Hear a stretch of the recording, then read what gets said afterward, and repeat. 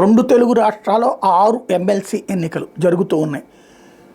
రెండు చోట్ల అధికార పక్షాలు సంపూర్ణ ధైర్యంతో ఉన్నాయి. విద్యావంతులు తమని ఎన్నుకున్నారు, విద్యావంతులు మార్పు కోరుకోవడం వల్లనే తాము గెలిచాము అన్నటువంటిది అక్కడ కాంగ్రెస్ పార్టీ కానీ ఇక్కడ తెలుగుదేశం కానీ చాలా బలంగా భావిస్తున్నాయి. ఆ మార్పు తాము తీసుకొచ్చామని కూడా భావిస్తున్నారు.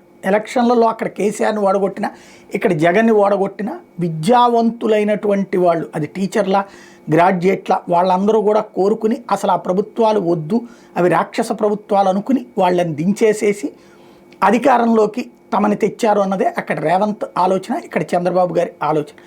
ఈ ఇద్దరికి సంబంధించి జరుగుతున్నటువంటి తొలి పరీక్షలో ఖచ్చితంగా గెలుస్తామని భావిస్తున్నారు. తెలంగాణలోనేమో 2 గ్రాడ్యుయేటు, 2 టీచరు, 1 గ్రాడ్యుయేట్ ఎమ్మెల్సీకి, ఆంధ్రలోనేమో 2 గ్రాడ్యుయేటు, 1 టీచర్ ఎమ్మెల్సీకి జరుగుతున్నటువంటి ఎన్నికలకు సంబంధించి అధికార పక్షాలైతే పూర్తి కాన్ఫిడెన్స్తో ఉన్నాయి. విపక్షం పోటీలు 2 చోట్ల లేదు. అక్కడ విపక్షం, ప్రధాన విపక్షమైనటువంటి బీఆర్ఎస్ పోటీ చేయట్లేదు. ఇక్కడ విపక్ష హోదా ఇవ్వని ఏకైక విపక్షం అయినటువంటి వైఎస్ఆర్ కాంగ్రెస్ పార్టీ పోటీ చేయట్లేదు. అక్కడ భారతీయ జనతా పార్టీ తృతీయ స్థానంలో ఉన్న భారతీయ జనతా పార్టీ పోటీ చేస్తుంది.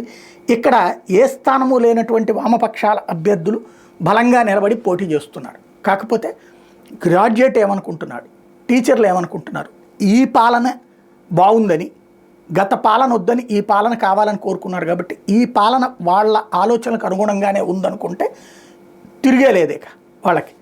అలాగే ఉన్నారని అధికార పక్షాలు భావిస్తున్నాయి, లేదని ప్రతిపక్ష అభ్యర్థులు భావిస్తున్నారు. ఏం జరుగుతుందో రిజల్ట్ వస్తే కానీ తెలియదు.